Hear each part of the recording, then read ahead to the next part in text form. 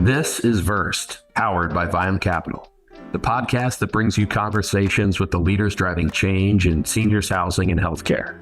I'm your host, Steve Kennedy, and together we'll explore the insights, challenges, and solutions shaping our industry. Hi, welcome to this latest edition of VERSED, VIUM Capital's podcast, and I'm really excited to have with me today Tim Fields and Barry Carr, the co-founders and principals of Ignite Medical Resorts. Barry and Tim, thanks so much for joining me on VERSED. Thanks for having us. Thanks for having us, Steve. So we saw each other a little bit at the NIC last week, and it seemed that overall enthusiasm is up about the industry from a capital perspective, occupancy. But let's take a step back, and if you don't mind, just remind us about the origin story of Ignite Medical Resorts, how you founded it, how you two met each other. Maybe I'll ask Tim to start, and then Barry to chime in. Sounds good. So Barry and I worked together at a prior company, and I think always got along and saw the world the same way. And Barry had left a couple of years before I did and gone off on his own with a facility. And when I went through a project of in 2014, 2015 to start to open some new facilities from ground up. Everyone probably remembers Main Street, and we had a lot of buzz around how to do new buildings and do them right. And Barry and I actually saw each other at a Main Street conference, and we're all very enthused by it. And went through that project of opening 3 new buildings in a year and really kind of fell in love with the model of kind of challenging the standard norms. These were not nursing homes. These were something radically different. And we had to look at how to do things different, from staffing to dietary to customer service. And so kind of really fell in love with the model. And when Barry and I kind of reconnected again in 2017, I was like, I have this idea of trying to figure out how to do something with this. And he's like, I love this. I'm trying to do this.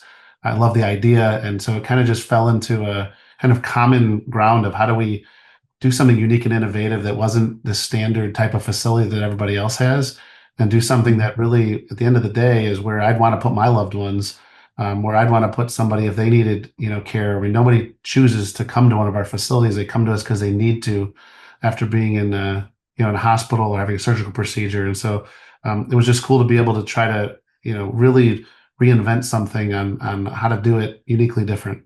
I agree with what Tim was saying. We decided that we wanted someplace that we would put our own loved ones, or even because of my age, probably me, but really someplace that we would want our own people to be, our own loved ones. And, what kind of amenities, what kind of, services can we provide? What kind of high-level staffing can we provide?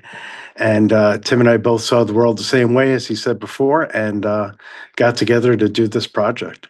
That's great. I love how you put that. It's where you want your loved ones to be. That personalizes it and gives you sort of an anchor for vision. In the early days of starting, was there a big setback that you both had to overcome? Is there a moment that stands out that kind of helped Ignite sort of be forged in fire? Yeah, Tim and I both had a lot of experience. I had 30 some odd years at that point. Tim had many years as well. I won't say how old he is, but we both had a lot of experience, but we didn't have a balance sheet. We didn't have experience in terms of having facilities under our belt at that point that we were operating. So that was sort of a new thing for Tim and I to feel that everyone knows we could do this, but it's a risk for companies to take in terms of investing with us. So I think that was one of the biggest obstacles we saw early on, Tim. Yeah, I think coming off of what I said earlier was a lot of these Main Street buildings didn't work. And I think a lot of people kind of had this negative connotation. Oh, these new buildings, someone tried, they didn't work. And so we're like, we're the ones coming at the bottom of that going, oh, no, wait, we're going to try to do this a little differently and build an actual company around it, instead of trying to fit a square peg in a round hole and try to have a company that's culturally, clinically, therapeutically built as an older, skilled nursing facility. How do we do this a little bit uniquely new and innovative? And I think a lot of people just are like, yeah. And so it really took us a little bit of time to get, the first building and the first couple buildings, a model proven, that worked and start to bring people out and show them, and to show that, hey, this isn't the same you've heard from the last number of folks. And obviously with some of these facilities, ground up development is expensive. Acquisitions for these types of facilities were expensive. And so we had to show and prove that the model worked, and that what we were doing and was actually translating to a viable business. Well said. And how many properties do you guys currently have? So this month we are opening our 27th and 28th facilities, both brand new developments. So that'll be 28 facilities. We're currently in 6 states. So we're in Illinois, Indiana, Kansas, Missouri, Oklahoma, and Texas. And Barry, as you kind of reflect on the building of this company, co-founders are relatively common, but you both not only are co-founders, but also co-principals and co-leaders of the organization. How do you balance what is in Barry's camp versus what is in Tim's camp? Talk a little bit about that delicate dance. Tim, I think, has a lot of operational experience and likes digging into the whole, the marketing side of it, the staffing side of it, the operational side of it. I've sort of tended more towards the physical plant side of things and how our facilities look and feel. So I think we've sort of separated that out, not even intentionally. It just sort of morphed into that over time. Tim, what would you say about that? Yeah, I think, when we first got together, Barry had a lot more experience on some of the financial side, the insurance, the banking, a lot of that stuff that he'd been dealing with for years. So gravitated to a lot of that. I think today, I tend to spend a lot of my time out in the field. I don't spend a lot of time in an office. I like to be out with the employees, out in the markets, with our hospitals and physician partners. One of the things that's really been critical for us is driving culture.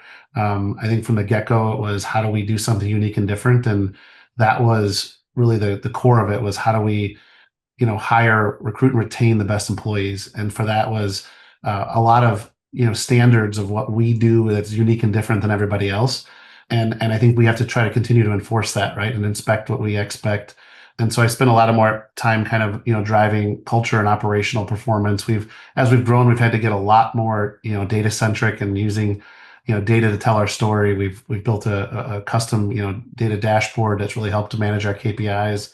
And Barry's taken a lot more on our government relations. He's on the ACA board of governors and done a lot with Missouri healthcare and Texas healthcare and HCCI in Illinois, and really, helped to give our, not only industry, but our company and some of the things that we do uniquely, a voice on a state, front, and also a federal front. Having sat in on some of those ACA and NCAL meetings with Barry, you all do very much have a voice, and it matters.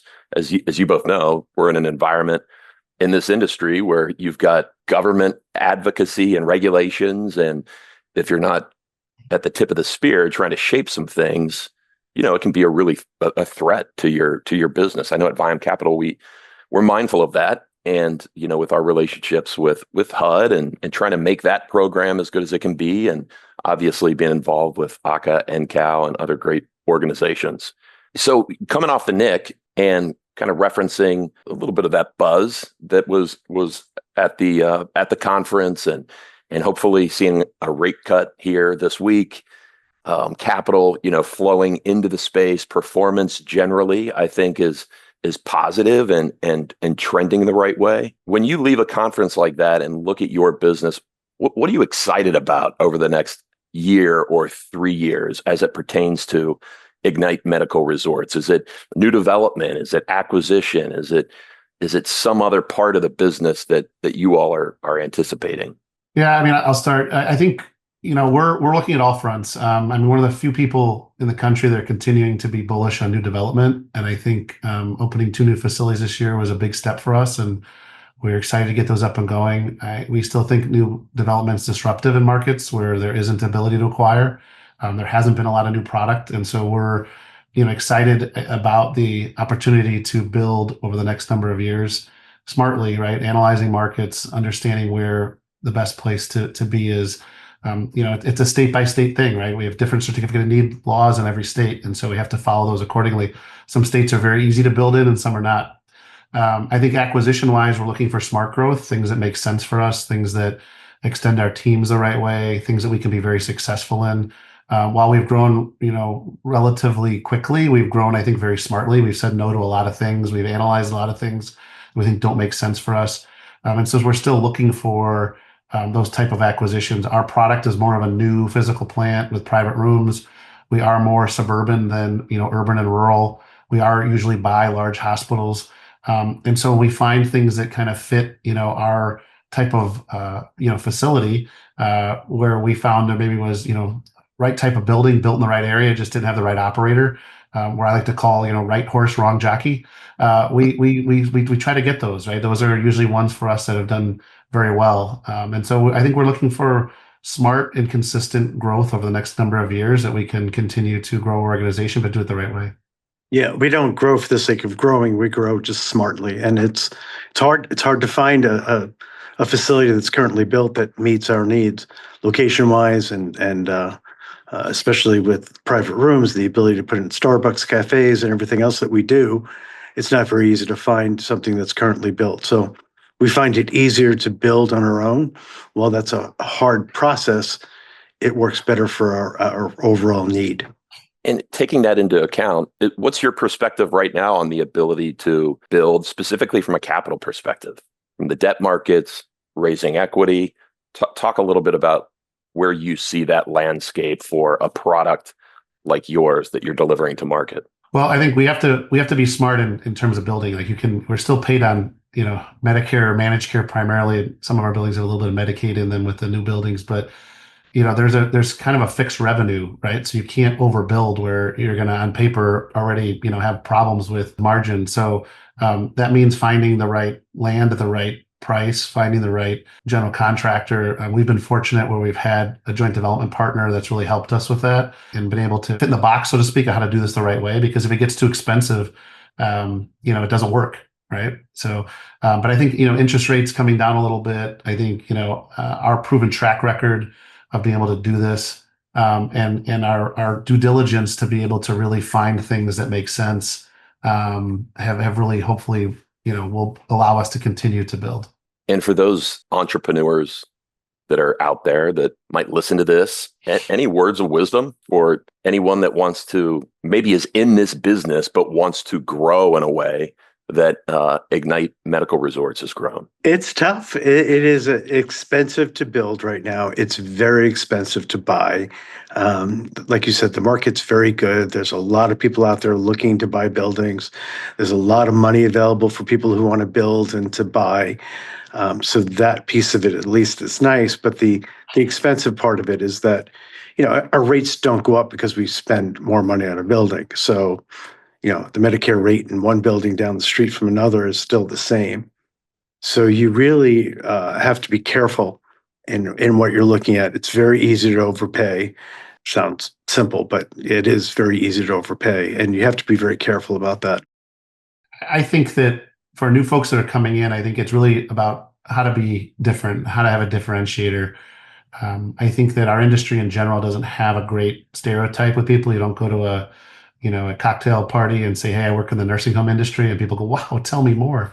You have to have a different story with that. And I think that can be around, what you're delivering in terms of care and service, how you're serving the community, how you're being a great employer, but also your ability to really truly have a vision that you can execute on. We, in our conference rooms, have a saying that's from Thomas Edison that says, vision without execution is hallucination.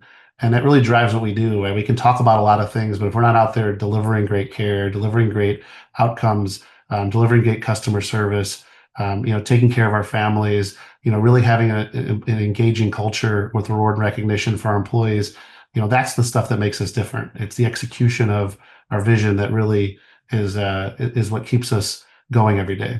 That's a great quote. I love that you have that in your conference rooms. So the way I usually end this is I always ask the guest or guests in this case if there's a book recommendation or a podcast recommendation, and it can be business related or personal. So I would ask first, Barry Carr, any recommendations for listeners regarding a book or podcast that Barry Carr enjoys?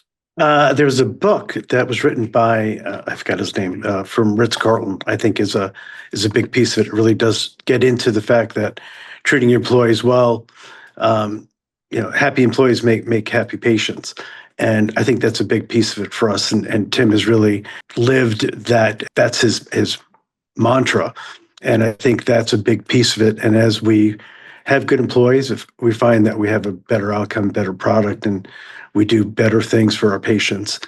And I think that's a big piece of it. So I would recommend that book by, like I said, the Ritz-Carlton. Tim, you may remember his name. I have blanking out on the name right now.